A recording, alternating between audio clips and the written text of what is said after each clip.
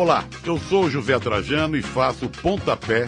Sabia que aqui na Central 3 você não é um mero ouvinte? Nos ajudando a partir de R$14 através do Apoia-se. Você se torna membro do Clube Central 3, onde concorre a prêmios exclusivos, além de participar de um grupo de discussão sobre o conteúdo dos nossos podcasts.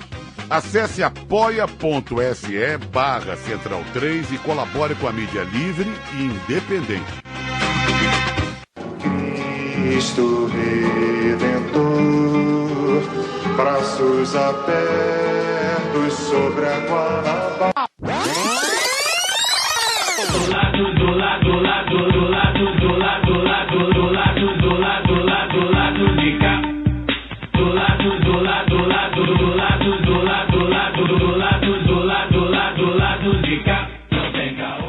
Olá, ouvintes da Central 3. Hoje é quinta-feira, dia 27 de maio de 2021. Está no ar mais um Lado B do Rio. O Lado B do Rio de edição número 196. Estamos chegando perto do 200. Hoje tivemos o prazer de entrevistar o jornalista esportivo Flávio Gomes, um cara muito ligado ao automobilismo em geral, mas que cobriu jornalismo esportivo sua vida toda. Escreve muito bem sobre política, um cara de esquerda muito engajado, petista roxo, colecionador de carros do leste europeu.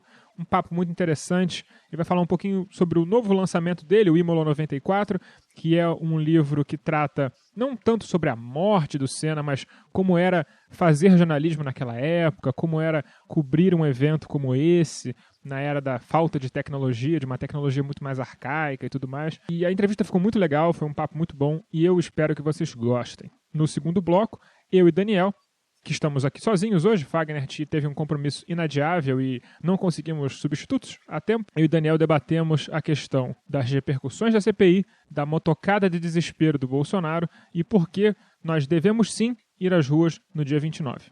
O Flávio Gomes, é um prazer tê-lo aqui no Lado B do Rio. Eu confesso que sou fã. E você, obviamente, é jornalista ligado ao automobilismo, mas em jornalismo esportivo em geral há muitos anos, está lançando um novo livro, Imola 94, sobre a morte do Ayrton Senna, que foi uma grande perda nacional, um luto nacional, um momento muito esquisito da história do Brasil, assim, de certa forma, né? Porque o Brasil parou para velar uma pessoa, que talvez tenha sido uma coisa meio única na geração, né? Então, conta pra gente como é que foi essa loucura de 94, muita gente que não lembra, que lembra e tem uma perspectiva um pouco diferente. Como foi pra você essa loucura de 94? Bom, primeiro, obrigado pelo convite, um abraço para todo mundo. Alcísio, olha, o livro, na verdade, não é sobre o acidente, não é sobre o Ayrton Senna, ele é um livro que termina com esse episódio, né? É um livro que conta um pouco da minha trajetória como repórter de Fórmula 1, como era fazer jornalismo nos anos 80 e 90, o jornalismo fora do Brasil, né? Sem esses recursos todos que a gente tem hoje. Você, por exemplo, é um cara muito novo, você nasceu praticamente já com a internet existindo, né? E aí, para contar essas histórias, eu passo por muitas outras histórias de Fórmula 1, de viagens, que culminam com a cobertura do final de semana de 94. Eu estou dizendo isso, fazendo essa introdução, porque muita gente acha que o livro é um livro sobre a carreira do Ayrton Senna, sobre a morte do Ayrton Senna, uma biografia. Não é nada disso. O nome pode até sugerir alguma coisa nesse sentido, mas ele, na verdade, é um livro de jornalismo. É um livro de jornalismo. E por que Imola 94? Porque é a grande cobertura que qualquer jornalista que trabalha com Fórmula 1, que trabalhou com Fórmula 1, e que estava lá em Imola naquele final de semana, é a grande cobertura que a gente fez, né? Nada se equivale a isso, não há nada muito parecido com isso na história pré-morte do Senna e nem pós, né, nesse universo da Fórmula 1. Porque foi a morte ao vivo, né? De um cara que era, naquele momento, o principal piloto do mundo, né?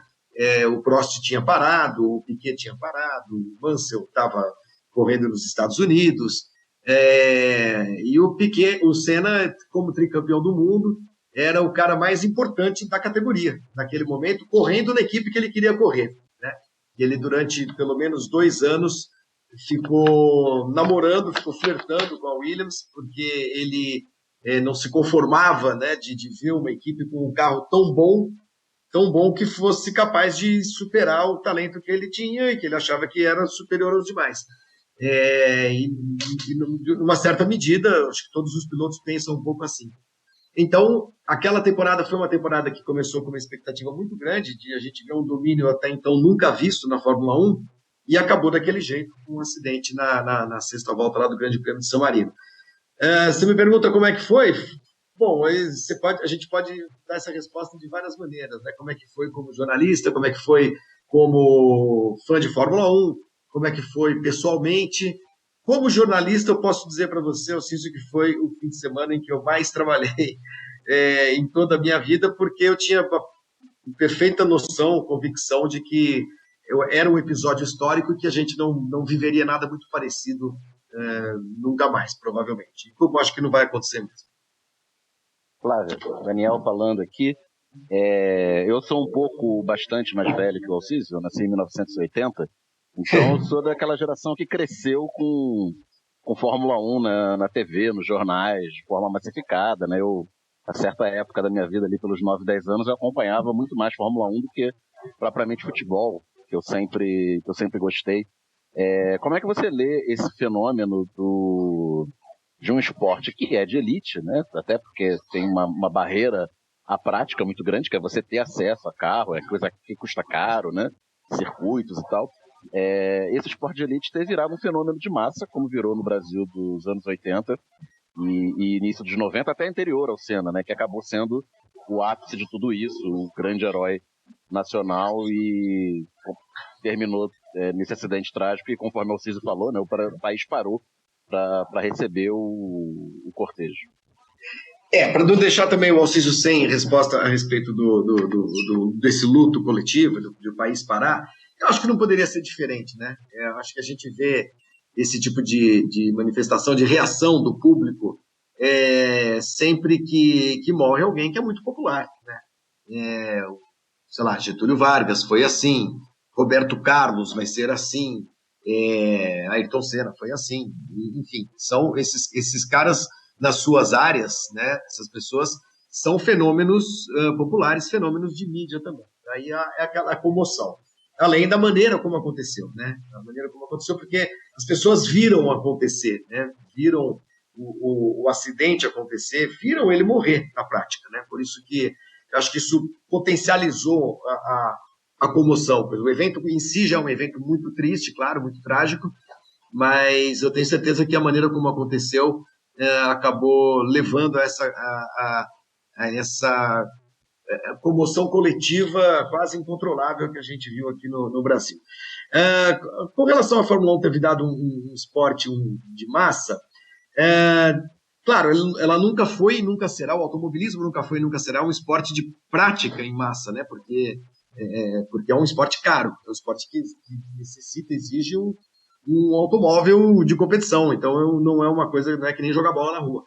Mas isso dá para explicar o que aconteceu com a Fórmula 1 no Brasil. Primeiro que o automobilismo, ele sempre teve popularidade no Brasil, e eu digo sempre, especialmente a partir da implantação da indústria automobilística no Brasil, no final dos anos 50, né?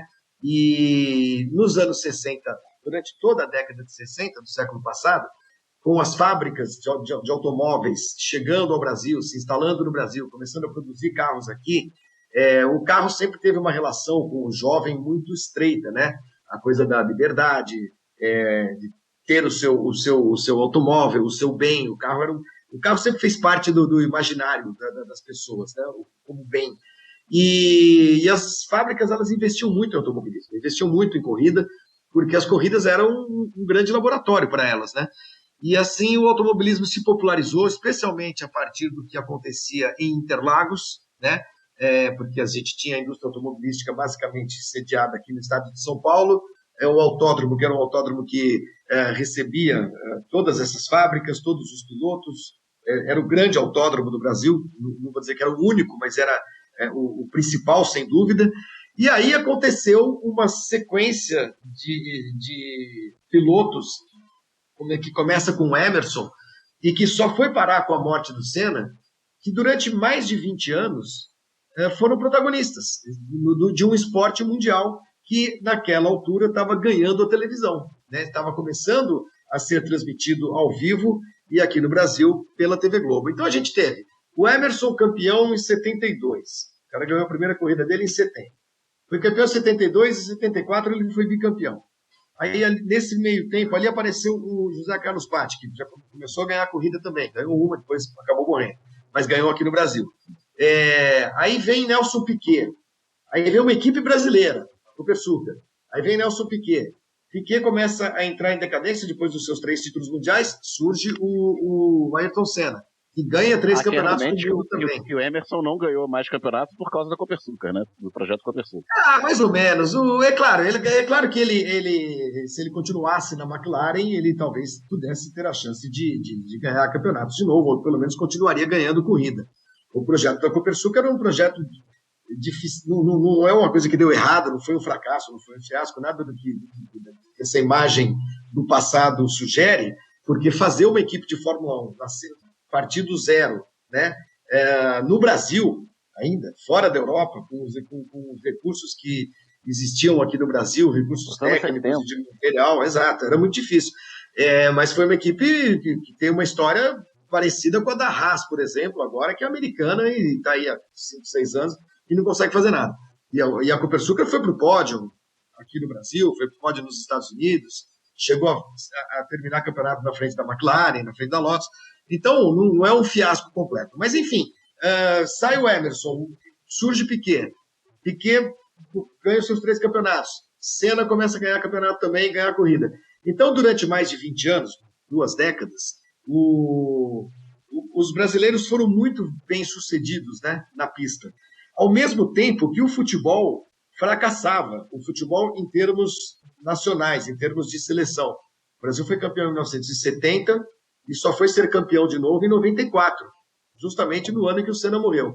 Então, nesse período em que os brasileiros não tinham como ouvir a vinhetinha, né, Brasil, Zil, ou cantar para frente Brasil, essas coisas todas, a Fórmula 1 ocupou um pouco esse espaço, porque os pilotos brasileiros realmente eram protagonistas, ganhavam corridas, ganhavam campeonatos, e isso acho que ajudou muito a popularizar ainda mais um esporte que já tinha um público razoável, né?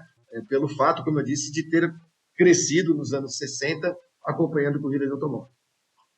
Bom, Flávio, você comentou aí sobre o Brasil Zil. Eu queria entrar um pouco nessa seara do ufanismo e a gente falar um pouco mais sobre como se cobre esportes com brasileiros em geral, né, no Brasil. Certamente em outros lugares é assim também. Sei lá, se eu ligo o campeonato mundial de rugby na TV Sank, lá o Galvão deles fica gritando que nem um louco também, de forma descontrolada. Eu acho que não seja uma exclusividade do Brasil. Mas, enfim, mesmo assim, como você vê essa lógica midiática, dessa criação de heróis nacionais? Não só o Senna. O Senna talvez seja um exemplo que a gente possa usar aqui por causa da temática, mas até o Neymar, o Ronaldo Fenômeno lá, o Gordo, e tantos outros, assim, que são construídos como essas pessoas que são não só muito bons no que fazem, mas eles têm que ser ídolos nacionais, eles têm que ser a referência do povo, essa coisa toda. Assim, como é que você vê essa construção? Cara, eu acho isso uma miséria intelectual danada, sabe? Porque é claro que não é exclusividade do Brasil, a gente vê isso em outros países, na Espanha, por exemplo, para eu ficar na Fórmula 1, a maneira como o Alonso foi tratado durante anos, né, a tal da Alonso-mania. A gente vê isso na França, como você falou agora, a gente vê isso em países latinos, principalmente, muito, aquela história de precisar de um herói. Mas eu acho isso, acho que precisa haver sempre na mídia algum ponto de equilíbrio, sabe, entre essa histeria ufanista e o jornalismo na sua essência, que é a informação, que é você não inventar a história, não aumentar os feitos, as façanhas dos outros e tudo mais. Enfim, não transformar esses personagens em algo maior do que eles são. né? Eles são, no fundo, apenas atletas, bons esportistas, grandes jogadores, grandes pilotos e tudo mais. Agora, transferir isso para um discurso patriótico, para um discurso fanista, eu acho uma pataquada, uma coisa de jeca para burro, sabe? Aquela coisa de, os caras levantou a nossa bandeira, é o nosso país, é o cacete, isso é uma puta bobagem, uma bobagem. Você pega um cara como, o Senna, ou mesmo o Piquet, o Emerson, seja lá quem for, o Ayrton levava a nossa bandeira pro alto do pódio, não sei o quê. Pô, o Senna nunca disputou uma corrida no Brasil antes de chegar à Fórmula 1, nunca correu aqui. O Senna não é fruto do automobilismo brasileiro, primeiro. Segundo, o carro que ele corria era inglês, o pneu era americano, o motor era japonês. Entendeu? Que escatso de levantar a nossa bandeira, é uma bobagem isso, mas é uma cultura que eu acho que, além de ser boba, ela é burra do ponto de vista comercial até, porque você acaba formando um público que não se interessa propriamente pelo esporte, ele se interessa pela nacionalidade do atleta, pelas vitórias do atleta do seu país naquele esporte. E se por algum motivo o atleta do seu país, os atletas do seu país deixam de ganhar competições naquele esporte, esse público perde o interesse pelo esporte. Falando bem claramente da Fórmula 1, é o que a gente mais ouve. Eu parei de ver quando o Senna morreu. A Fórmula 1 para mim acabou quando o Senna morreu. Porra, se o cara pensa isso, o cara nunca gostou de Fórmula 1, né? O cara gostava de ver o Senna ganhar, ou gostava de ver o brasileiro ganhar, gostava de ouvir a musiquinha. O mesmo vale para o tênis, né, com o fenômeno Guga, que foi um fenômeno de um período mais curto, né, durou menos tempo, mas as pessoas passaram a se interessar por tênis, aí acabou o Guga, acabou o tênis, né? Então a gente tem N exemplos dessa burrice patriótica, né, que faz com que você não forme um público interessado pelo esporte, você forma um público interessado por vitórias brasileiras. Basicamente é isso. E eu acho isso uma bobagem. Eu acho que você forma falsos ídolos, muitas vezes. Você transforma em... Você cria devotos desses caras, entendeu? Ainda mais hoje a gente vê com rede... Imagina o Senna com rede social. A gente ia ser...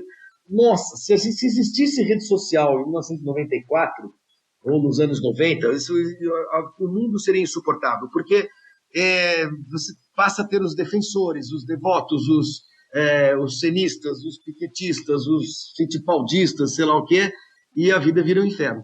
Então eu acho que o jornalismo esportivo peca muito nisso, peca muito. Eu acho que, claro que você tem de alimentar algumas histórias, algumas boas histórias. É claro que você não pode tratar o Ronaldinho Gaúcho como você tratava o Alex Alves da Portuguesa, você está falando de atletas diferentes, mas ao mesmo tempo você não pode exagerar na idolatria, porque quando você exagera, você transforma essas pessoas em pessoas absolutamente cegas para a realidade. Só nessa parte sobre idolatria, a gente nunca viu nenhuma foto muito gráfica, muito gore do Senna. E na mesma época, quando os Mamonas Assassinas morreram, eles talvez tenham sido vítimas da primeira corrente de internet de fotos extremamente gráficas, né? Os rapazes lá acidentados de avião. Você acha que o fato... Obviamente, hoje se tivessem redes sociais, essas fotos não teriam ficado ocultas, né? Teriam sido desaparecido de alguma forma. Mas você tem a impressão que... de certa forma, a gente nunca teve acesso a essas fotos por causa dessa produção midiática, será? Não. O que aconteceu, isso eu posso falar com bastante propriedade, sem achismo. O que aconteceu naquele dia, naquele acidente, foi que no local onde aconteceu o acidente e a maneira como foi feito o atendimento, é claro, hoje talvez algum paramédico, algum fiscal de pista, alguma coisa assim, talvez se aproximasse do carro e sacasse o celular e tirasse fotos. Sim, isso aconteceria, né? Mas o fato de fotos do Senna acidentado nunca terem vindo à tona se dá pura e simplesmente pelo fato de que elas nunca foram feitas. O único fotógrafo que fez imagens do Ayrton ferido, né, da hora do resgate, foi um italiano chamado Angelo Orsi, porque em Imola, não sei se vocês sabem, onde o Senna bateu, do lado de lá do muro, tem um rio, né? Tem uma pequena trilha e tem o Rio Santerno. E aquela pequena trilha ali, ela ficava reservada aos fotógrafos, né? Que faziam de scooter, né? O trajeto entre a reta dos boxes e a freada da curva Tosa, que fica lá em cima, que é um ponto muito bom para fazer fotografia. Ninguém ficava postado ali na tamburela. Quando houve o acidente, esse fotógrafo, o Orsi, ele pegou a lambretinha dele e foi até o local da batida, mirou a máquina pelo lado de trás do alambrado e saiu disparando fotos, sem ver o que estava fotografando, porque não eram fotos digitais, né? Foi tirou. E só foi ver o que ele conseguiu registrar quando ele revelou as fotos. O Ângelo era muito amigo do Senna, era um dos poucos amigos que o Senna tinha, porque conhecia o Ayrton desde muito jovenzinho, nas outras categorias. O Angelo Orsi é um fotógrafo desses históricos da Fórmula 1. E ele trabalhava na época para a revista Auto Sprint, ele avisou o editor dele, falou assim, olha, eu tenho as fotos, não vou publicar, guardou tudo no cofre e elas nunca foram vistas. Então, se há fotos, por exemplo, feitas, provavelmente no hospital ou na autópsia, na autópsia é muito provável, porque eu acho que é preciso documentar aquela coisa legalmente falando, né? Mas naquela época não havia esse mundo de gente com um telefone na mão para tirar foto de qualquer coisa, né? Então essas fotos hoje, provavelmente essas imagens iriam surgir de alguma maneira, né? Mas daquela época não é que se ocultou foto ou se ocultaram imagens para preservar a imagem do Senna, nada disso, isso não aconteceu. Claro, você começou nos anos 80 já, né? Jornalismo. Isso.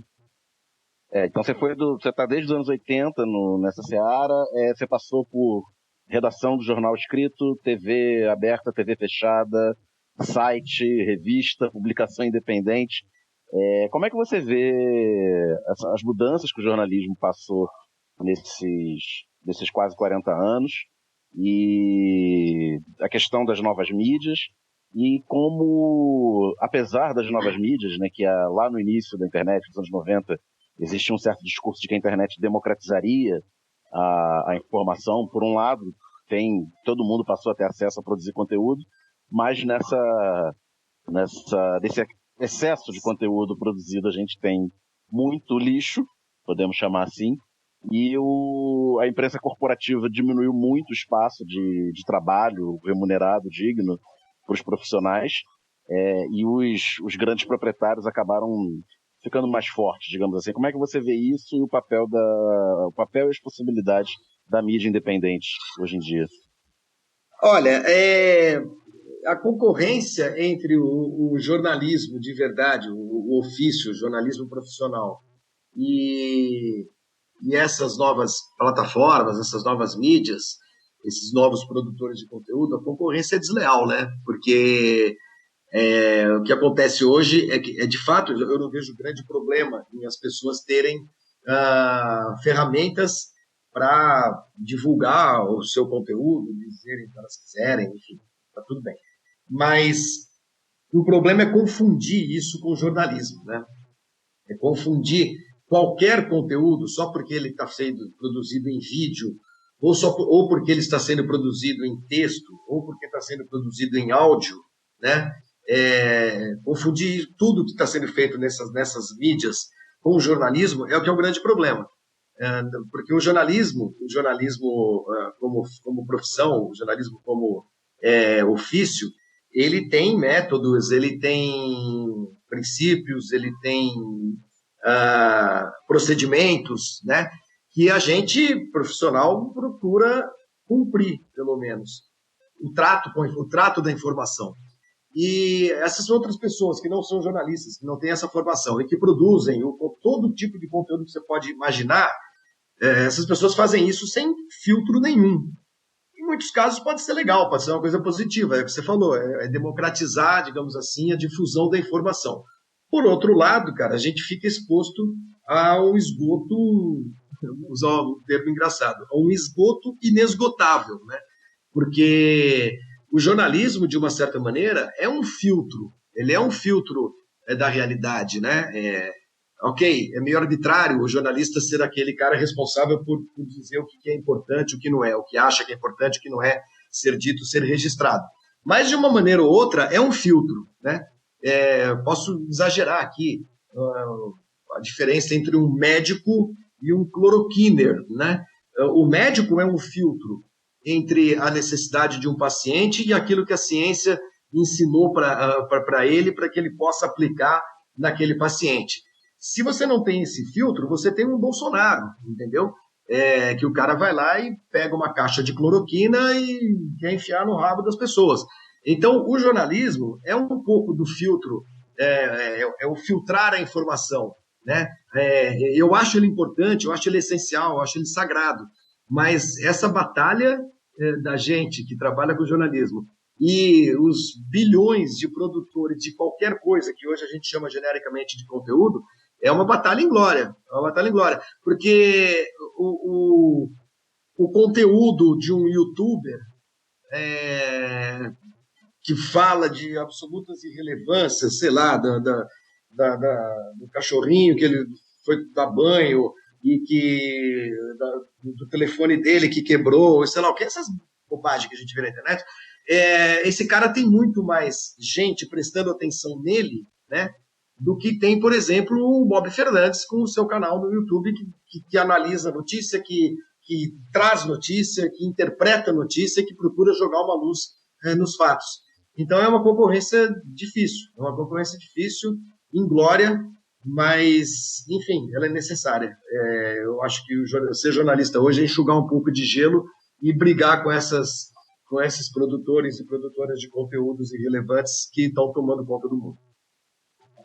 Não, mas só uma partezinha. Minha pergunta não foi tanto no sentido da mídia independente como no sentido dos produtores de conteúdo variáveis aí. Mas a mídia independente produzida por jornalistas profissionais, né? Porque como o espaço do trabalho vem diminuindo, como é que você vê hoje, estando independente, né? O papel da mídia independente que é tocada por jornalistas e o modelo de negócio delas, né? Esse é o problema. Tem boleto para pagar. Esse é o problema. Eu ia chegar lá, né? A mídia independente, ela é algo muito positivo, porque o que nós jornalistas nos vimos diante de quê? Quando essas plataformas passaram a ser utilizadas e criadas. A gente se viu diante da possibilidade de produzir jornalismo sem fazê-lo a serviço de um grande grupo de mídia, de uma grande corporação que, goste-se ou não, tem dono e trabalha em função dos interesses e dos gostos do dono. Então, a gente se vê com uma boa possibilidade, claro, com grandes, ótimas ferramentas para poder fazer um trabalho independente de verdade, né? Mas mesmo aí, Daniel, eu acho que Daniel e Alciso, eu acho que a gente está perdido nesse oceano de confusão, né? De confundir, inclusive, por exemplo, uma mídia independente com um youtuber, né? Que, na verdade, faz comunicação, não faz jornalismo. Mas o público, as pessoas já não conseguem distinguir direito isso. Não conseguem entender o que é jornalismo e o que não é jornalismo. O que mais a gente ouve hoje? Eu vi na internet. Que caralho eu vi na internet? Né? Viu onde na internet? Você viu num perfil produzido por jornalistas ou você viu num canal tocado por um maluco qualquer, fascista, que dá o nome para o canal dele, dá o nome do canal dele de Jornal da Cidade ou Fatos do Brasil. As pessoas não conseguem distinguir, esse que é o problema, né? O que é jornalismo independente do que é essa produção de conteúdo que hoje resvala na mentira, né? O tempo inteiro. Agora, o modelo de negócio, você falou disso, o modelo de negócio é um grande problema da gente, do jornalista. O modelo de negócios do jornalismo, ele sempre foi muito, muito claro e muito fácil de compreender, né? Você tem os veículos que atingem muita gente, as pessoas precisam anunciar, colocam nesses veículos os seus anúncios e vendem, né? Hoje não é assim, hoje não é mais assim. Então, qual será esse modelo de negócios daqui para frente? Eu não tenho a menor ideia, não tenho a menor ideia. O que acontece quando o médico é o cloroquiner, né? Quando a mídia, grande mídia, ela atua de uma maneira claramente em seu benefício, sei lá, edita o debate do Lula com o Collor, e a narrativa da Lava Jato, ela age de maneira delinquente contra a própria nação, né? Como é que a gente consegue lidar confiar no jornalismo, o grande jornalismo, quando ele é capaz de fazer isso, em grande medida serve aos seus donos, que são bilionários? Age de maneira delinquente contra os fatos, eu não diria nem contra a nação. Né? Gente, eu não estou aqui também fazendo uma defesa incondicional do jornalista, do jornalismo, como se ele fosse impoluto, certificado. Claro que a gente viu ao longo dos anos, se citou o debate do Collor, um dos grandes, de 89, é um dos grandes marcos, né, de um comportamento escroto da imprensa. Claro que sim, a gente teve isso historicamente ao longo dos anos, claro que sim. Mas eu não acho que essas possibilidades que as novas plataformas nos abriram, eu não acho que isso seja exatamente o antídoto, né, o único antídoto para esse comportamento distorcido de parte da mídia. Ele é claro que todos nós temos os nossos princípios, a gente tem as nossas inclinações políticas, ideológicas e tudo mais. Então, o que a gente chama de jornalismo independente, né, ele também vai ter um viés em algum momento, né? A gente tem hoje órgãos de esquerda, né, de jornalismo, que são claramente, ideologicamente falando, alinhados à esquerda, são mais progressistas e tudo mais. Agora, a gente tem também veículos de informação profissionais que se posicionam de uma maneira muito clara do ponto de vista ideológico, de não serem de esquerda, por exemplo, mas que nem por isso fazem mau jornalismo, né? Eu acho que a gente tem bons exemplos de bom jornalismo hoje nas grandes corporações. A gente tem bom jornalismo sendo feito na TV Globo, a gente tem bom jornalismo sendo feito na Folha de São Paulo, a gente tem bom jornalismo sendo feito no Estadão, a gente tem bom jornalismo feito no UOL, a gente tem bom jornalismo sendo feito no Diário, no DCM, por exemplo. A gente tem bom jornalismo em vários veículos de comunicação, ainda que eles sejam alinhados a determinadas correntes, né, políticas. O que nos prejudica, o que nos joga na lama é o comportamento desonesto, é a desonestidade, que às vezes acontece, também em veículos de esquerda, também em veículos progressistas e tudo mais, né? Então, enfim, como é que a gente combate isso? Eu acho que eu trabalhei em grandes corporações, vocês falaram no início, eu trabalhei na Folha, eu trabalhei na Fox, eu trabalhei na Jovem Pan, eu trabalhei na Rádio Bandeirantes. Se você disser para mim que esses veículos de comunicação, que esses grupos nunca fizeram nunca cometeram um deslize, é claro que cometeram, imagina, centenas, milhares, né? Mas são os veículos que existem, e a gente tinha de tentar, sempre tentou e muitas vezes conseguiu, praticar um bom jornalismo nesses veículos também. Não dá para também tirar a importância, sei lá, da Folha no momento da redemocratização do Brasil. Não dá para a gente desconsiderar o que a Globo faz hoje com o governo Bolsonaro só porque ela foi filha da puta em 1989 com o Lula, entendeu? A gente precisa entender o momento, a gente precisa saber também analisar o que está sendo feito e elogiar o que está sendo feito de bom.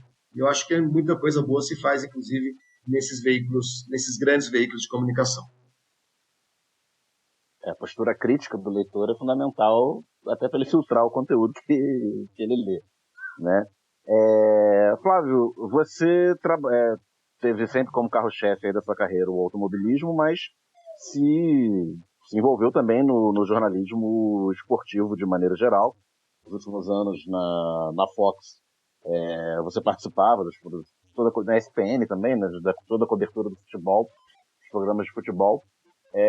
Esse momento que a gente vive jornalismo esportivo, né? Com a aquisição da Fox pelo grupo Disney, mais uma concentração, a Globo deixando de transmitir diversos campeonatos, a TVs, a Bandeirantes e o SBT entrando na disputa por eventos, sabe-se lá como, ou sabemos como, da origem desse dinheiro, e uma aposta grande nos pay-per-views e streaming.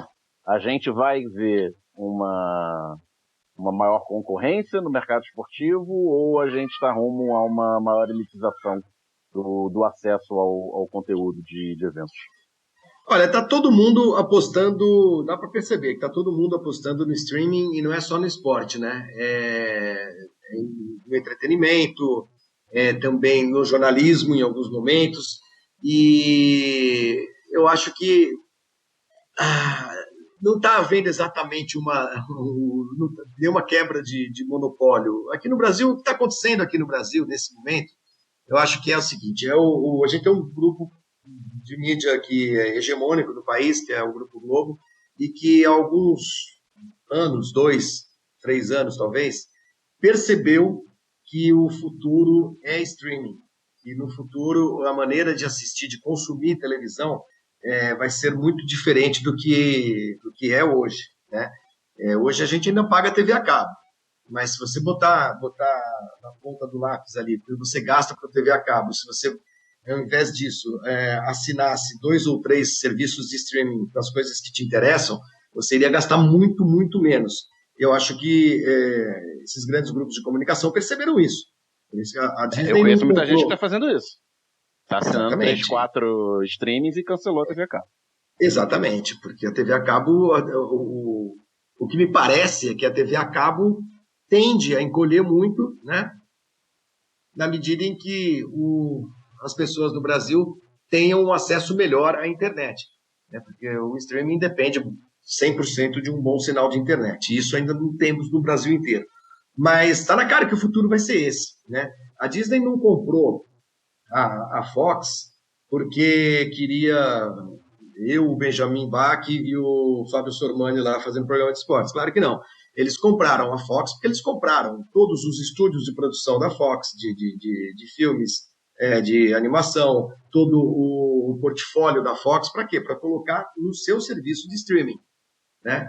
O que aconteceu com os canais de esporte foi apenas uma consequência lateral, marginal, dessa negociação. Eles compraram a Fox, e quando a Fox entregou, ela falou assim: olha, além disso aqui tudo que vocês compraram, vocês vão ter que levar meia dúzia de canais de esportes ali na Colômbia, no Equador, na Argentina, no Brasil, no México, sei lá onde. E aí a Disney, ela não tinha muito interesse nisso. A Disney já tem a sua plataforma esportiva, que é a ESPN. Então, a Disney não comprou a Fox para encampar o Fox Sports, não foi isso. Ela comprou a Fox num negócio de 70 bilhões de dólares lá nos Estados Unidos, e de troco vieram esses canais esportivos. Agora, essa fragmentação, né, que a gente está vendo aqui, SBT fazendo futebol, Record fazendo futebol carioca, TV Cultura transmitindo corrida, Bandeirantes pegando a Fórmula 1, tinha muitos desses eventos estavam nas mãos da TV Globo, e a Globo está com outra prioridade. Isso para mim é muito claro. Ela está com outra prioridade. E outra coisa, eu acho que esse é um movimento que vai ter um refluxo, porque, goste-se ou não, a Globo ela entregava uma audiência para todos esses eventos que esses outros canais não entregam, né? A audiência da Fórmula 1 na Bandeirantes, por exemplo, é menos do que a metade do que a Globo tinha, e ainda a Globo nesse período de vacas magras de brasileiros da Fórmula 1. O futebol, a mesma coisa. Você vê jogos da Libertadores hoje, que tem no SBT uma audiência que é uma fração daquilo que a Globo entregava. E em algum momento... Só trazendo um dado aí, eu estava olhando a estreia do Flamengo na Libertadores esse ano no SBT, deu 16 pontos de média no Rio, e no ano passado na Globo, contra o Júnior Barranquilla, deu 36. Então, porque a Globo é mais bonita, porque a Globo é mais legal, porque a Globo faz um trabalho melhor. A Globo faz um bom trabalho, sempre fez, acho que a gente não pode discutir tecnicamente o que a Globo faz, mas a Globo tem uma audiência muito grande. A Globo já foi mais hegemônica, mas ela é o maior é a maior audiência da televisão brasileira. E isso vai acabar, em algum momento, respingando nos clubes. Porque uma coisa é você comprar um patrocínio numa camisa do Flamengo que vai ser exibido para 36 pontos de audiência. Isso tem um preço. Outra coisa é você ter esse mesmo patrocínio sendo exibido para 16 pontos. O preço é outro, né? A Globo pagava muito bem para os clubes, principalmente nos campeonatos estaduais. Durante muitos anos, a Globo foi a principal fonte de receita desses clubes. E essas emissoras não vão fazer isso. Então, eu acho que, em algum momento, esses eventos vão acabar voltando para a Globo.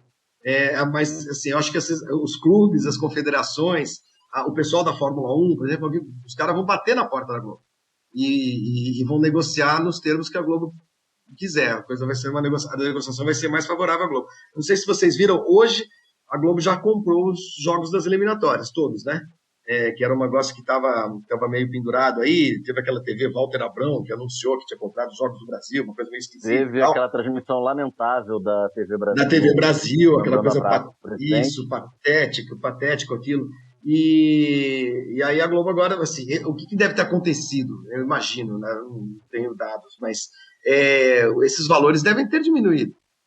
A Conmebol, sei lá quem que está aqui, não é a Conmebol, acho que no caso dos jogos de eliminatórias... Eram os mandantes. A Globo comprou os jogos do Brasil, só que os jogos fora, cada mandante definia sua venda, e isso deve passar por intermediário, né? Porque deve ter alguma agência... Deve alguma agência que negocia. E não conseguiram vender. Então, eu acho que a Globo, nesse momento, assim, abrindo mão, principalmente de eventos como Libertadores, como alguns campeonatos estaduais, como a Fórmula 1, ela está dando um recado, eu acho, para o mercado. Mas, olha, tudo bem, cara, se vocês não querem negociar nos nossos termos, tudo bem, negociem com quem vocês quiserem. É democracia, né? É democracia da comunicação. Tá tudo bem, não tem monopólio, não tem nada. Agora, veja se alguém vai pagar o que a gente pagava, né? Quanto você acha que custa uma cota de Fórmula 1 na Bandeirantes? Cara, deve ser, sei lá, 10% do que custava na Globo, porque a Globo entregava, para quem comprava Fórmula 1, ela entregava a mídia no Jornal Nacional, no Jornal da Globo, no Jornal Hoje e no Globo Esporte. A Bandeirantes vai entregar a mídia onde? No programa do Datena, no programa do Cidade Alerta, do R.R. Soares, ou no programa do Neto, sei lá, entendeu? Não é a mesma coisa, né? É muito louco isso. Alguém achar que uma emissora como a Bandeirantes vai faturar com a Fórmula 1 o que a Globo faturava. Claro que não. Então, se ela não fatura tanto, ela também não pode pagar tanto, né? Então, na ponta da linha, o pessoal da Fórmula 1 está recebendo menos do que recebia da Globo, obviamente, porque essa receita a Bandeirantes ela não produz quando ela coloca os seus pacotes de publicidade no mercado. E eu acho que em algum momento essas agências, esses campeonatos, esses promotores vão olhar e falar assim, puta, a gente fez um mau negócio, né? A gente está ganhando menos. A gente tem menos audiência e talvez a gente tenha que bater na porta dos caras de novo. Flávio, mudando um pouco de assunto, passando um pouco mais sobre a sua figura, né? Você é um cara declaradamente de esquerda e particularmente defensor do socialismo real, né? Inclusive colecionador de carros do socialismo real, que é muito interessante também. Antes de você entrar aqui, eu vi que um dos últimos tweets que você postou foi o ranking de mortos por milhão, né? O Brasil está em 8º e acima deles apenas ex-membros do antigo bloco soviético, né? Eu não sei se você teve a oportunidade de visitar esses países ou interagir com muita gente que veio deles, do espólio, né, desses países, mas como é a sua visão sobre o mundo bipolar, como era antes do final da União Soviética e como ficou depois? Você acha que o mundo sente falta da União Soviética? Puxa vida, eu acho que o mundo sente falta de utopias. É isso que o mundo sente falta. Você vê que esses países todos do antigo bloco soviético, mesmo você pega a Alemanha, a história toda da Alemanha Oriental, você pega alguns países como a Iugoslávia, que sob o Tito era um país que mantinha uma certa unidade e tudo mais. Porque eu acho que na história, né, historicamente, o que se pensou lá atrás Não foram regimes totalitários, mas sim utopias. Algumas deram certo, outras não deram, outras deram muito errado. Agora, dizer também, por conta disso, que o capitalismo que a gente conhece é algo que deu muito certo, também não, né? Também não. Não é porque você tem hoje, sei lá, na Bulgária, acesso ao iPhone, que a vida na Bulgária é melhor do que era nos anos do regime comunista.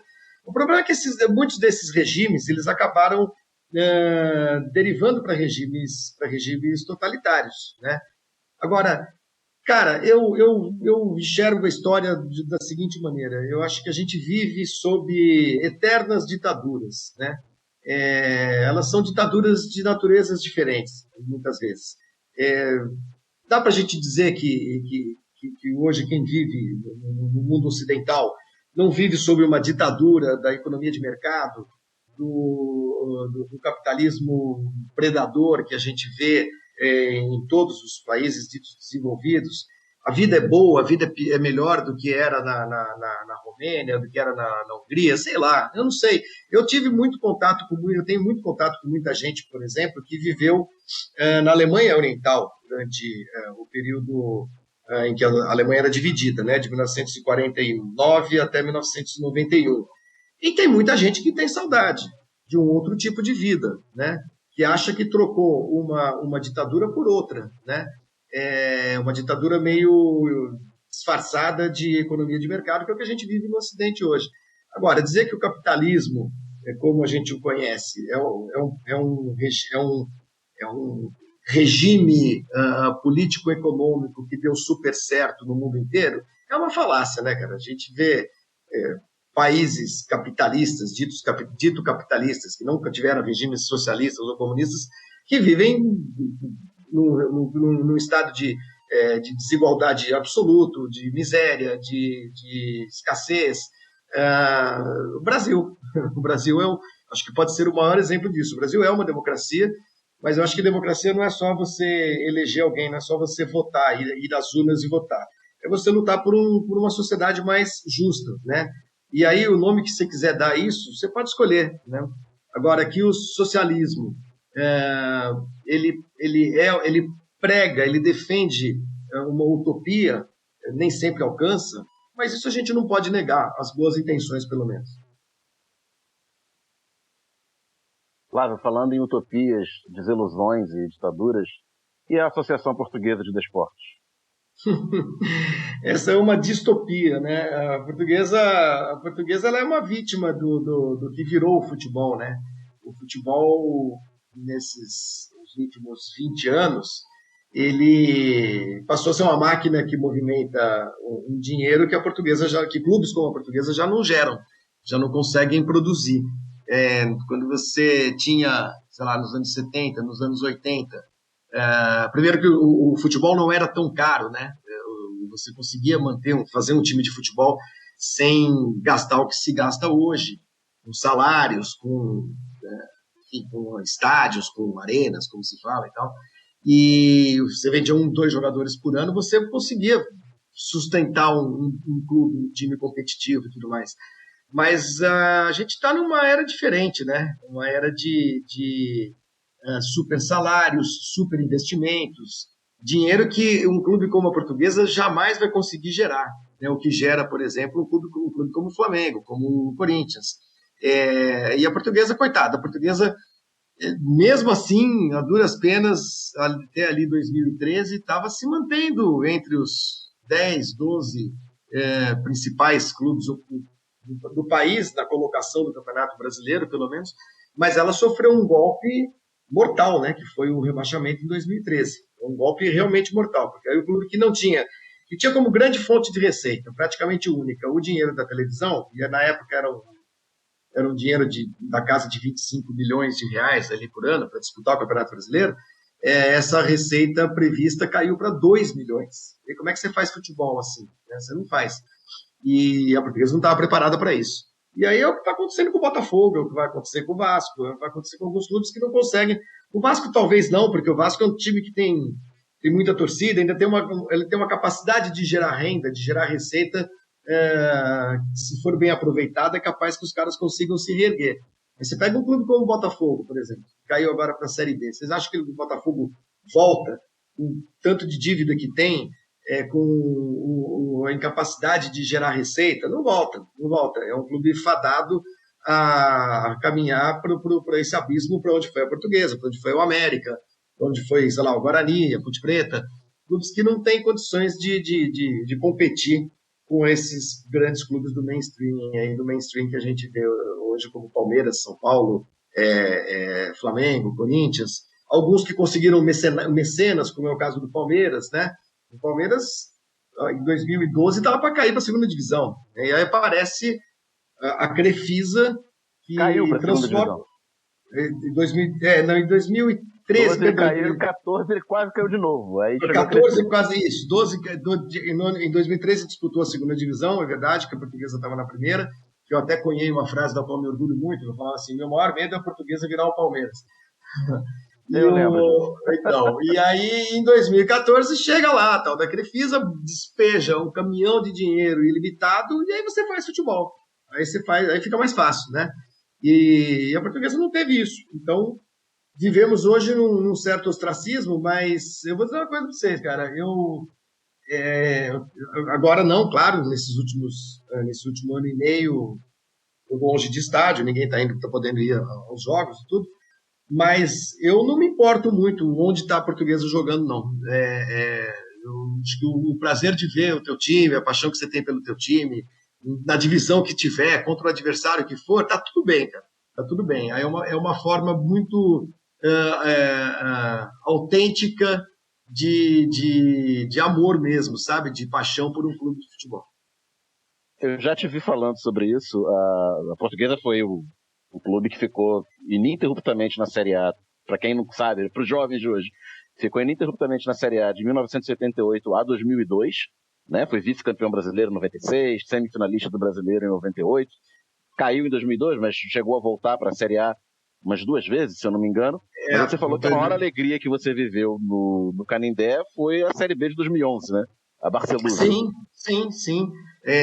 Primeiro porque meus filhos já eram maiores, já viajavam comigo para tudo quanto era canto, a gente pegava um carro, ia para o interior, pegava um avião, ia para fora de São Paulo. E é isso, é o teu time. Quando a Portuguesa caiu, quando foi rebaixada, né? Não caiu, ela foi rebaixada em 2013. Eu lembro de ter escrito um texto no meu blog que falava alguma coisa assim: se vocês estão com pena de vocês, corintianos, palmeirenses, são paulinos, sei lá, se vocês estão com pena da gente, porque a gente não vai mais jogar com vocês, a gente não vai jogar no Allianz Parque ou na Arena do Corinthians, esquece, nós estamos cagando para isso. A gente quer ver o nosso time, entendeu? A gente quer ver o nosso time jogar onde quer que seja, do jeito que sempre foi. Isso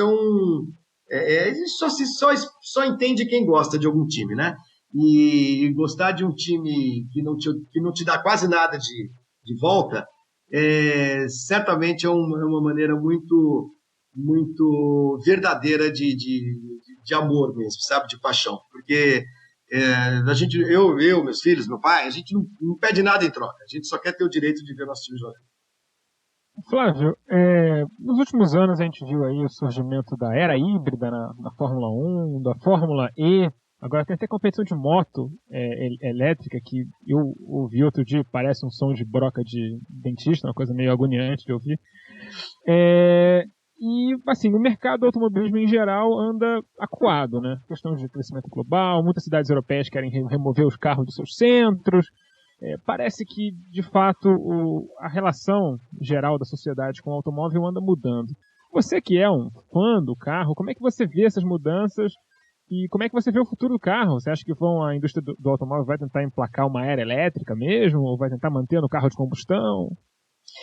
Olha, tem um lado de mim que concorda muito com o arquiteto Paulo Mendes da Rocha, que morreu a semana passada, né? Foi semana passada, não é isso? O professor Paulo Mendes da Rocha. Vocês estão me ouvindo? Não, estou ouvindo. Eu acho que foi. Até circulou. Enfim, eu acho que foi essa semana. Enfim, como arquiteto e como um cara que estudava ambientes públicos, circulação de pessoas, urbanismo, né? A função das cidades e tudo mais. No Roda Viva, de poucos anos atrás, ele estava falando sobre o carro e ele dizia um negócio que não tem como você contrapor a lógica, né? O que é um carro? O carro é um troço de quase 1 tonelada que consome energia, né? Consome petróleo, que é um combustível fóssil que vai esgotar, polui, né? Gera poluição. E é um treco que pesa 1 tonelada para carregar uma figurinha lá de 50, 60 quilos, né? de peso, 70 quilos, de um ponto para o outro. Quer dizer, não faz o carro, do ponto de vista ecológico, do ponto de vista lógico, como meio de transporte, ele não faz o menor sentido. Ele não faz o menor sentido mesmo, né? É um troço enorme, caro, poluidor, caro para fabricar, caro para comprar, caro para manter, e ele é muito grande para o que ele se presta a fazer. Agora, esse é um lado meu que concorda absolutamente, que o automóvel é uma espécie de um absurdo, né, criado pela humanidade. Por outro lado, tem um outro lado meu que adora os carros, que adora a máquina, que adora a engenharia, que adora o design, que adora o que os carros representam também historicamente para a humanidade, né? A possibilidade de você ter um transporte individual, de você poder ir do ponto A ao ponto B num tempo mais curto, de você ter autonomia para isso e tudo mais. O que vai acontecer eu não vou deixar de gostar de carro, eu não vou ter um carro elétrico nunca na minha vida. Eu acho que existe uma certa precipitação até da indústria, mas quem sou eu para dizer isso, né? Para gente que estuda, para gente que está no meio da tecnologia, da engenharia, com muito mais conhecimento do que eu, mas eu acho que existe uma certa precipitação nessa história de achar que a gente vai eletrificar todos os automóveis do mundo em pouco tempo, porque tem um outro negócio, você precisa fabricar a bateria, né? Você precisa produzir, e o processo de fabricação de baterias também gera poluição, também consome muita energia, e depois você vai precisar descartar essas coisas. Vai descartar onde na natureza? Hoje, o que o carro produz de poluição, ele é descartado no ar. É um horror, né? É um horror, as cidades são poluídas, os carros causam problemas, a fumaça causa problemas respiratórios e tudo mais. Agora, se você tivesse toda essa frota que a gente tem hoje no mundo de carros elétricos, as baterias, elas têm vida útil, né? E a hora que elas acabarem, elas vão fazer o quê com elas? A bateria tem chumbo. A bateria é um troço que também vai poluir o meio ambiente em algum momento, no momento em que os carros forem descartados. Então, eu não sei, cara, para onde nós estamos indo. Eu sei que, é claro, que na Europa as grandes montadoras já estão avisadas de que a partir de determinado momento, daqui a 10, 15, 20 anos, motores a combustão vão ser proibidos, né? Simplesmente vão ser proibidos, não vão mais ser fabricados. A aposta é toda na energia elétrica, mas eu acho que eu não vou estar vivo para ver o mundo se mover com carros elétricos.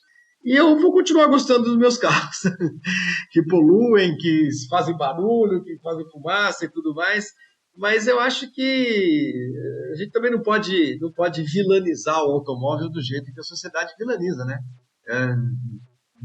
Vivam sem, vamos ver como é que é. Não é assim, não é tão simples assim. Eu lembro que uma vez, cara, eu fiz um negócio, não estava na ESPN ainda, me convidaram para um desafio modal, chamava esse negócio. A gente saía lá aqui perto da Berrini para ir até a prefeitura de São Paulo.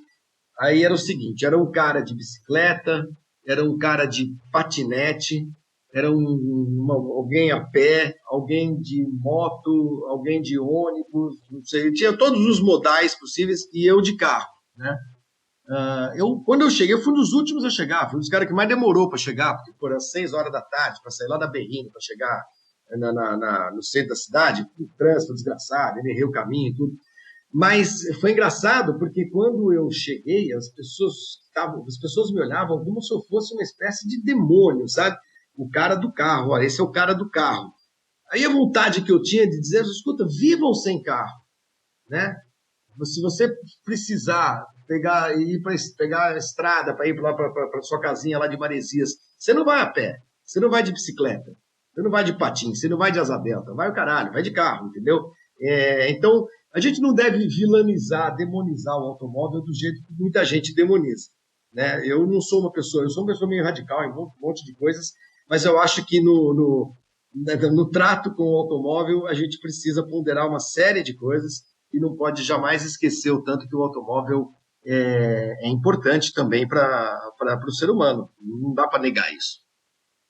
Acho muito interessante essa reflexão que você fez sobre... Eu não vou fazer pergunta não, só falar um negócio. Só a reflexão que você faz aí sobre a questão do automóvel na Europa e para onde vão essas baterias, eu acho que em grande parte é uma questão da própria mentalidade colonial deles, né? Foda-se para onde vão as baterias, né? Vai lá para Gâmbia, para Senegal, que dane-se, é que nem como fazem hoje com o computador, né? Mandam lá para Gana, para um monte de criança de 25 anos, colocar fogo nas coisas e tentar ficar pegando peça de computador para reciclar. Enfim. Não, eu só ia trazer informação aqui. O Paulo Mendes da Rocha morreu domingo. Por isso que a gente ficou nessa essa semana passada. Exato, no fim, esta semana.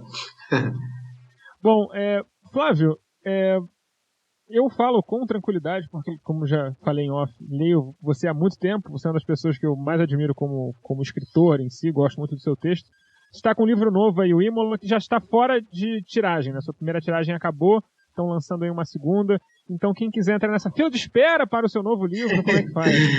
Pois é, rapaz, o livro esgotou em questão de 3 semanas. Foi uma coisa bem, bem legal, assim. A gente vendeu 3.000 exemplares, que é uma tiragem considerável, né, para o mercado editorial brasileiro.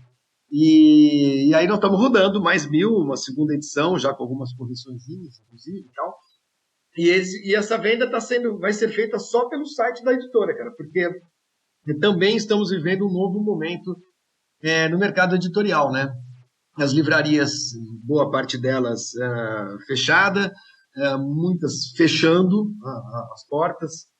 O comércio de livros, ele praticamente, não vou dizer que ele é 100% digital hoje, eu não tenho esses dados, mas as pessoas estão comprando livros pela internet, estão comprando tudo pela internet, por que não comprariam livros também, né? Então a gente vai vender o livro não vai chegar sequer em livrarias, porque o custo de livraria, de distribuição, ele praticamente engole o preço do livro inteiro, né? E a gente vai vender o livro só pelo site da editora, que se chama Gulliver, com 2 L's, Gulliver Editora. Eu acho que daqui a uns 10 dias, no máximo 2 semanas, a gente já coloca o livro de novo para vender. Eu fiz uma pré-venda, Alcísio e Daniel, que durou 1 semana, e era uma pré-venda tosca, completamente tosca, era por e-mail. Assim, se você quiser o livro, me escreve um e-mail, né? E aí eu explicava como é que comprava e tudo mais pelo e-mail, porque na pré-venda eu mandava os exemplares autografados e tudo. Cara, vendi 2.500 livros, eu passei 20 dias autografando o livro, a minha namorada botando etiqueta, botando dentro do envelope, levando no correio, foi uma maluquice completa. E essa segunda edição não vai ter pré-venda, né? Ela vai entrar direto lá no site da editora e, se precisa, a gente roda mais. Eu acho que talvez até precise. Mas eu vou dizer para vocês, pegou a gente um pouquinho de surpresa pela velocidade com que o livro foi vendido, sabe? Não é um livro barato, é um livro que custa R$ 69,90, mais R$15 de frete, quer dizer, e não chega no dia seguinte na casa das pessoas, vai na velocidade dos correios e tal, e mesmo assim vendeu muito bem, vendeu bastante mesmo, foi bem legal. Tem algum livro seu que está em tiragem, se as pessoas quiserem ler o seu... Então, sua cara, literatura? Eu não sou um autor muito profícuo. Assim, na verdade, eu tenho 4 livros publicados, né? O primeiro livro é um livro de 2005, que não era para ser um livro, é uma coletânea de crônicas que eu escrevia para muitos jornais do Brasil, né? Quando eu viajava para a Fórmula 1.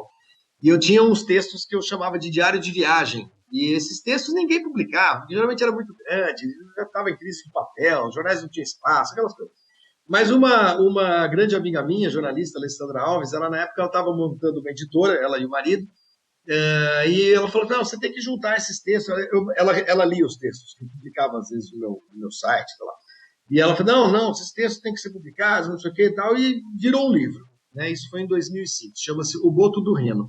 A gente na época tirou 3 mil livros também, nós estamos falando de uma época que não existiam redes sociais, né, ainda, e as pessoas compravam livro em livraria mesmo, e encalhou um monte de livro, sei lá, encalhou 1/3 dessa tiragem, pelo menos encalhou. E aí, cara, o ano passado, esses livros estavam tudo na minha casa, na casa do meu pai, aqui em São Paulo, eu estava morando no Rio. Eu resolvi vender os livros, meu pai estava precisando de espaço, lá, pô, um monte de livro aqui e tal, e eu comecei a vender pela internet. Vendi tudo, assim, em 3 meses vendi os 1.000 livros. Eu tirei uma outra edição, esse livro chama-se, eu já falei, eu acho, O Boto do Reno, e vou ter que tirar outra agora. Então esse livro também está esgotado. E a venda vai ser direta também. Quem quiser comprar vai ter que perguntar para mim como é que faz. Aí eu tenho um livro, eu tenho um romance chamado 2 Cigarros, esse está à venda no site da Gulliver, esse está disponível. Eu tenho um outro livrinho, que é um livro de viagem, que é um livro sobre um carro, né? Eu e os carros. É um livro sobre um Trabante. Eu tenho um Trabante, né? Um Trabante da Alemanha Oriental e tal. E eu conto como é que foi. Quando eu encontrei esse carro, eu viajei com ele pelo leste europeu e tal. E é praticamente um diáriozinho de viagem, mas é bem divertido também. Então, no site da Gulliver, eu acho que esses dois ainda encontram. O Gerd, né? Gerd der Trave, que chama o livro, e o 2 Cigarros. Os outros 2 vão ter que esperar a nova edição. Muito obrigado, Flávio. Segue se inscrevendo sobre automobilismo no seu site. Quem não gosta de automobilismo e quiser ler alguma coisa sua, você escreve no seu blog ainda sobre outros temas? Não, menos. Eu costumava no meu blog escrever sobre temas diversos, assim, mas essa coisa de você abrir para comentário, um monte de gente que vem te xingar, que vem te encher o saco, dava muito trabalho, sabe? Dava muito trabalho bloquear as pessoas. Então eu meio que parei de escrever sobre outros temas que não o automobilismo no meu blog. E tô assim, nesse momento tô assim, ainda mais agora, cara. Nesses últimos 2 anos eu acabo me manifestando mais mesmo em Twitter, em Twitter, né? Basicamente então, é isso. Quem quiser te ver mandar a Bolsonaro tomar no cu, só em live agora. Em live sim, as minhas lives eu tenho feito aí toda semana. Eu faço um programinha de segunda-feira que se chama Bem Merdinhas, né? Que é para concorrer com o Bem Amigos. Concorrer com os portugueses. Exatamente. E aí eu falo o que eu quiser. Sempre falei, na verdade, sabe? Eu nunca coloquei freio pelo fato de estar trabalhando na grande mídia e tudo mais. Já tive alguns aborrecimentos, mas eu nunca deixei de me expressar do jeito que eu acho que eu devo me expressar. E aí agora a minha plataforminha tem sido esse canalzinho no YouTube aí. Flávio Gomes, muito obrigado. Boa noite. Se você quiser deixar um recado final, o microfone é seu. Obrigado a vocês. Recado. Meu amigo, a gente precisa se livrar. No ano que vem, espero que isso aconteça, e do ano que vem chegue o mais rápido possível. A gente precisa se livrar dessa coisa tosca, repugnante que virou presidente do Brasil. E temos de sobreviver, né? Acho que sobreviver hoje a esse país medieval que virou Brasil, hoje é quase um ato de resistência. Então é isso, se cuidem e vamos tentar passar por essa tragédia que eu juro, olha, a gente sabia que ia ser ruim, mas eu nunca imaginei que pudesse ser tão ruim quanto está sendo. Valeu, gente, um abraço.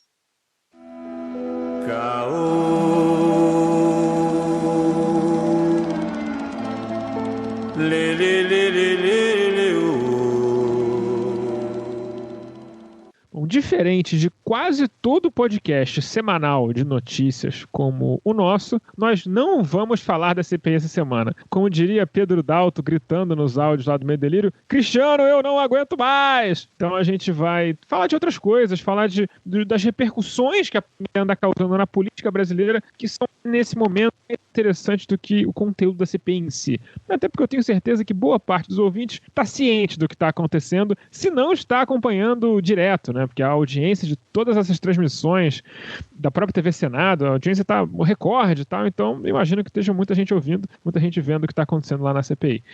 Então, na verdade, a gente vai começar a falar sobre o que aconteceu aqui no domingo, no Rio de Janeiro, a tal da motocada do Bolsonaro, se reunindo ali perto do Parque Olímpico, e fica ali num lugar que dizem que é Barra da Tijuca, mas a gente sabe que é Jacarepaguá, mas as pessoas que moram naqueles condomínios ali, todas falam que moram na Barra da Tijuca. Então, esse é o caldo cultural das pessoas ali mais próximas. Então, juntou lá aqueles milhares de pessoas, todo mundo andando de moto, e teve essa palhaçada toda que custou mais ou menos R$500 mil para os cofres públicos do estado do Rio de Janeiro. Cláudio Castro dispensou hora extra de PM, todos aqueles 1.000 PMs que estavam em volta do Bolsonaro estavam ganhando hora extra, estavam ganhando adicional de não sei o que, tinha que pagar o combustível de todo mundo, como todo mundo, quem dirige, quem sabe que a gasolina está uma fortuna, então não tá barato ficar bancando motocada por aí, e o Bolsonaro juntou lá pelas imagens, 20 mil pessoas, um pouquinho mais, um pouquinho menos, lá para fazer esse passeio, esse grande passeio, essa ode à morte e ao delírio, né? Daniel Soares, você que é um oriundi da Zona Oeste, conta pra gente como é que esse tipo de manifestação é mobilizado.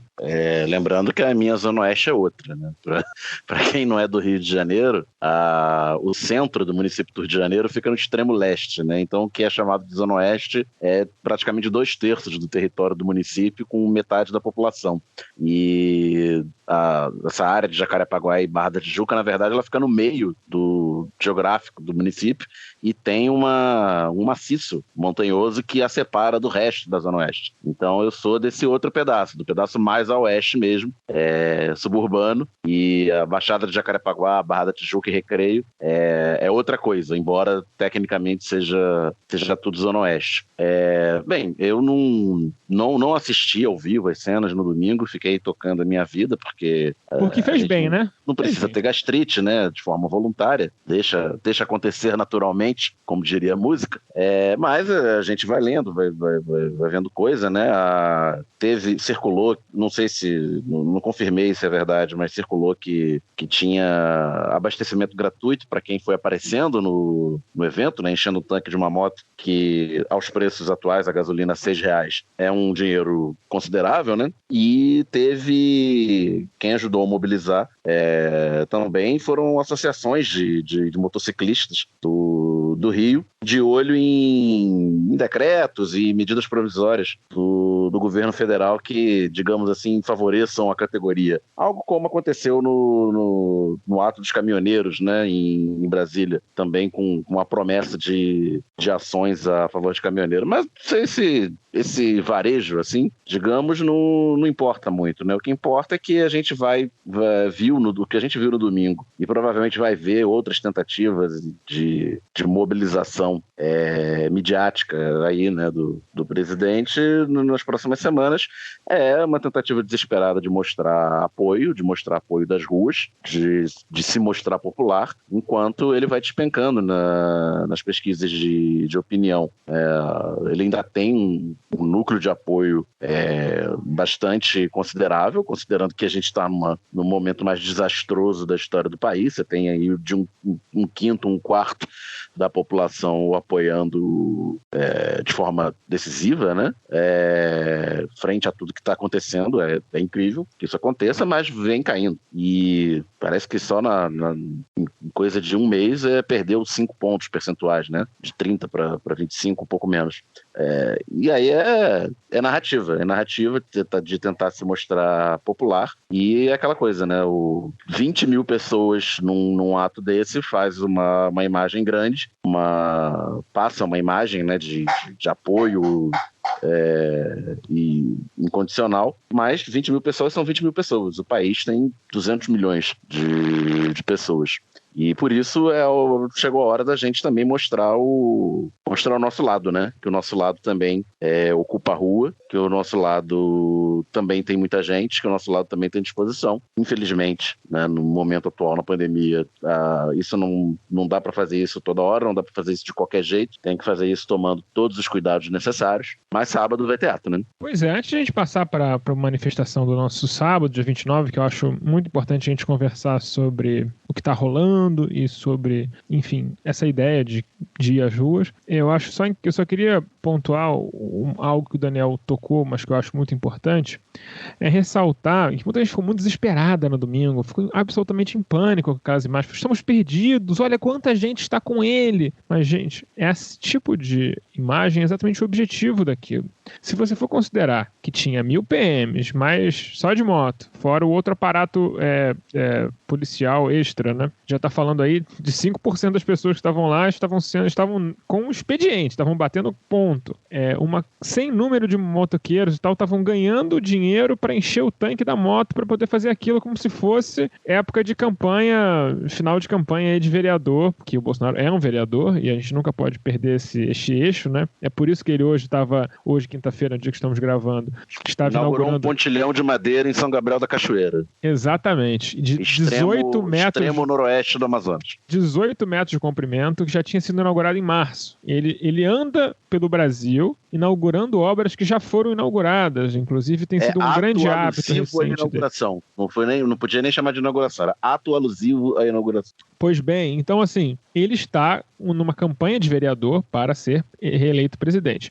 Então aquilo ali é um ato caro, mas para tentar demonstrar uma força que ele não tem, aquilo é uma demonstração de fraqueza, porque ele teve que fazer uma puta organização para conseguir juntar um grupo de pessoas bastante seleto, e muita gente ali que não estava pela ideologia, estava pela questão do fato de que, amigo, estamos falando de um tanque de moto hoje, custa quase R$100 para encher, bicho. Não é pouca coisa. Não é pouca coisa.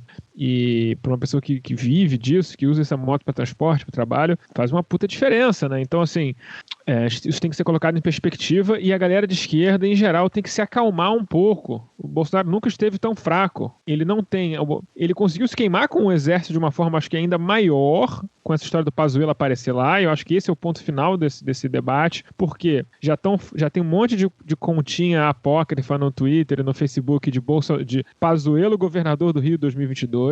Aquilo foi um ato de lançamento da campanha do Pazuello, com o Cláudio Castro pagando a conta achando que era para ele. Então a gente está falando assim de um caso de cornitude política do Cláudio Castro, que é um verme insignificante, que é inimaginável. O cara estava tomando uma facada nas costas do Bolsonaro, que faz isso com todos os seus aliados, na frente dele, no meio de um palco, e estava achando o Cláudio bom. patrocinou o ato, né? Foi lá no lançamento, botou a polícia à disposição, um ato que pode ser de lançamento de uma candidatura adversária a ele, né?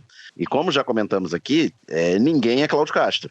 Se ele sair, ele é o governador agora efetivo, né? Depois de meses como interino, mas considerando a interinidade, ele está caminhando para 1 ano no Palácio Guanabara. Se ele sair do Palácio Guanabara, que é aqui pertinho de casa, andar 500 metros até a padaria mais próxima, sem segurança, sem aparato de segurança, sentar, pedir uma média com pão e voltar para o palácio a pé, ninguém vai reconhecê-lo, nem para xingar, né? Então a única chance eleitoral, de viabilidade eleitoral que ele tem para 2022 é ser ungido como candidato do bolsonarismo, que mesmo no Rio de Janeiro hoje não é majoritário, mas é bastante significativo, e aí tentar ir para o segundo turno e rezar para que o adversário político do segundo turno seja de esquerda, para que o anti-esquerdismo, o antipetismo, que diminuiu bastante, mas ainda é muito forte, sobretudo no Rio, o reeleja em segundo turno. É a única chance dele de viabilidade e de relevância. É colar no Bolsonaro e ser o ungido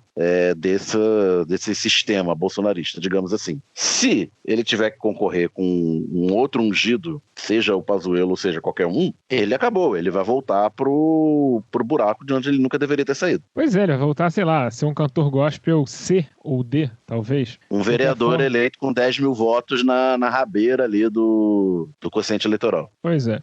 Então, assim, agora que eu acho que a gente falou até da coisa mais importante dessa manifestação, que é essa movimentação para o governo do Estado, né? Vamos passar para as manifestações, e aí tem uma coisa que a gente está vendo que é de fato muito estranha, né? Que é uma tentativa de mobilização muito grande de uma esquerda, digamos assim, mais radicalizada, talvez. A gente está vendo aí o meu partido, PCB, está puxando o ato, está incentivando que as pessoas vão, né? Não está puxando o ato, mas está incentivando que os militantes vão ao ato. Muitas correntes do PSOL também. A gente vê muitas correntes do PT, mais à esquerda. Mas a gente vê os sindicatos afastados disso, e talvez seja uma questão legal, né? Medo de perseguição, isso é uma coisa importante a gente falar. Eu acho que os partidos e os sindicatos podem estar se afastando um pouco disso por causa de medo de perseguição política, né? Não importa que o Bolsonaro é o maior espalhador do vírus, né? Se ele vê um ato político contrário a ele vai falar, olha aí, estou espalhando o vírus, estão falando mal de mim, estão fazendo a mesma coisa, etc, etc, etc. Então acho que tem essa questão desse medo de, sei lá, do Aras começar a prender. Gente, o Aras está tentando prender o Conrado Huber por ter chamado de poste. A CPI está tentando intimidar o colunista da Folha, lá, o Celso Rocha Barros, por ter criticado eles. Assim, eles estão numa defensiva muito grande, né?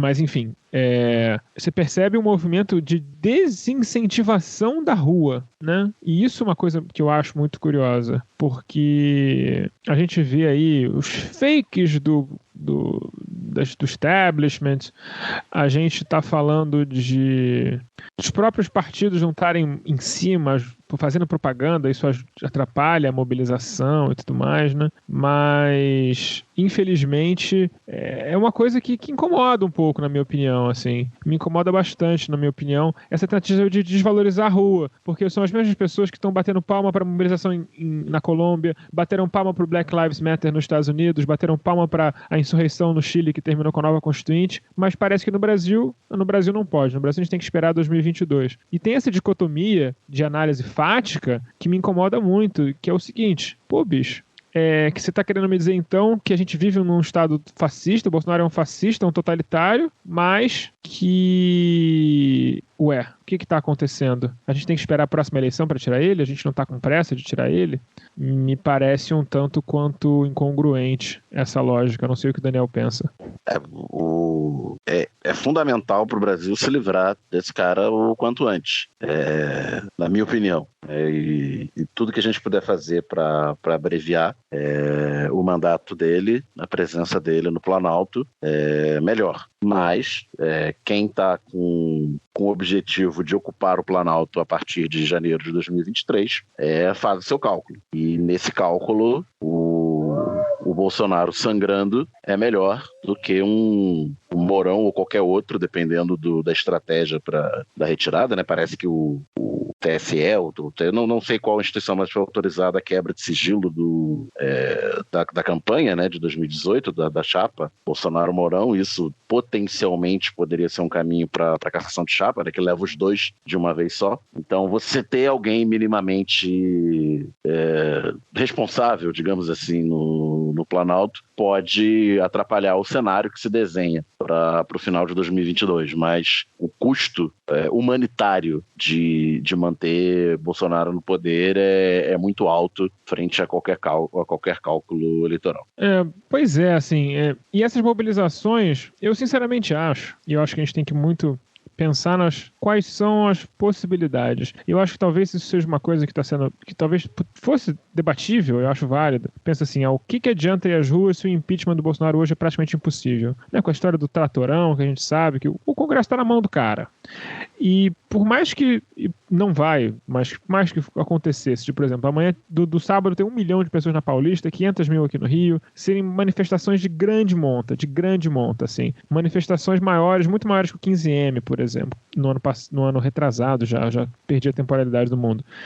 O que realisticamente pode acontecer dessas manifestações? E eu acho que até, de certa forma, poderia entender a crítica, de falar, não vai conseguir tirar o cara, então a gente tá indo pra rua pra quê? Mas eu acho que isso, em grande medida, a desidratação do Bolsonaro como pessoa pode estar até acontecendo, mas é fundamental que a gente consiga desidratar o bolsonarismo como força política desse neofascismo liberal que está vendendo a Eletrobras ilegalmente, que está vendendo a SEDAI ilegalmente, que está tentando passar uma PEC de reforma do serviço público, que é a PEC da rachadinha, não tem como decidir de outra forma, vai acabar com o serviço público de vez. Para você virar serviço público, você tem que basicamente ter um peixe político.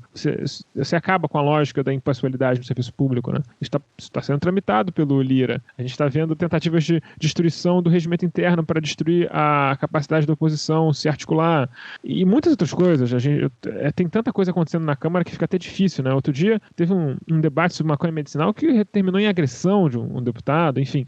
Essa gente, ela até por estar acuada, talvez até por sentir que o seu tempo pode estar chegando ao fim, ela está com muita pressa. E enquanto esse movimento não for desidratado, a gente pode perder muita coisa até 2022. Se fosse só para evitar a morte das pessoas por Covid, já valeria a pena. Mas a gente pode chegar à conclusão que isso talvez seja factualmente impossível. Que esse Congresso jamais vai ou votar um impeachment ou aceitar uma denúncia de crime comum. Digamos que o Aras acorde um dia revoltado e denuncie o Bolsonaro por um crime comum de contágio, algum crime contra a saúde pública, e esse Congresso tem que votar isso. É muito difícil que isso passasse. Então, assim, as vias institucionais estão quase todas fechadas, mas as ruas, elas podem imobilizar muita gente que tá colado com o Bolsonaro. É aquela história, o Centrão não carrega caixão, né? Se o Bolsonaro for visto como um morto político, nem passar essas coisas, os caras vão ter pique para passar, bicho. E é muito importante que a gente consiga fazer isso. Então é por isso que esses protestos são muito importantes.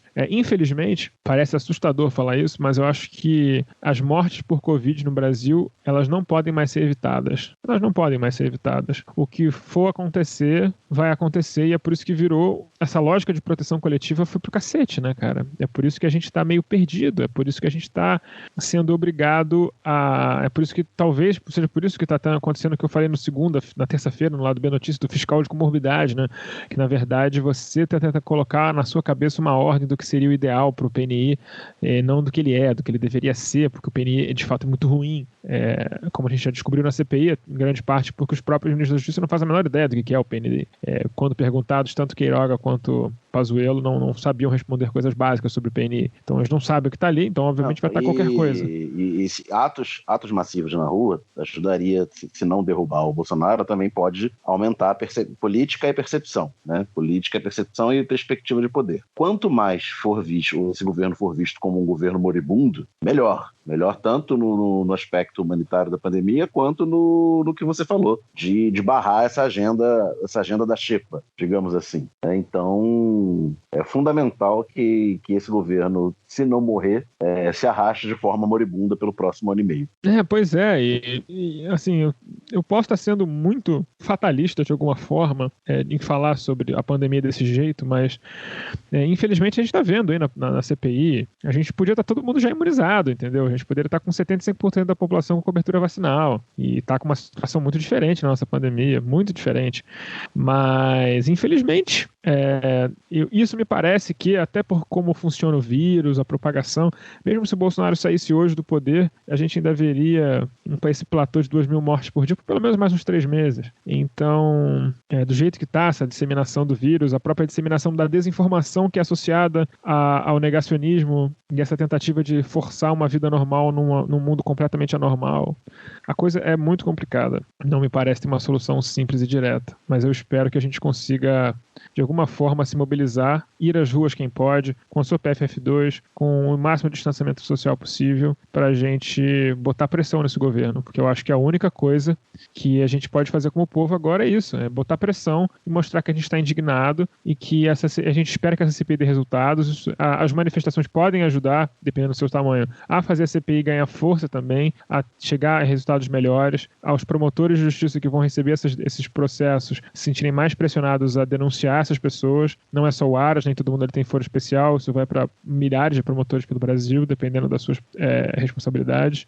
Então, ir às ruas é muito importante, me deixa muito triste que existe uma parte da esquerda que é contra isso, porque acha que vai resolver tudo na institucionalidade. Amigo, a institucionalidade foi o que deixou a gente onde a gente está hoje. Eu não sei se ela é uma solução para qualquer coisa. A nota final é essa, né? Então, elencamos motivos pelos quais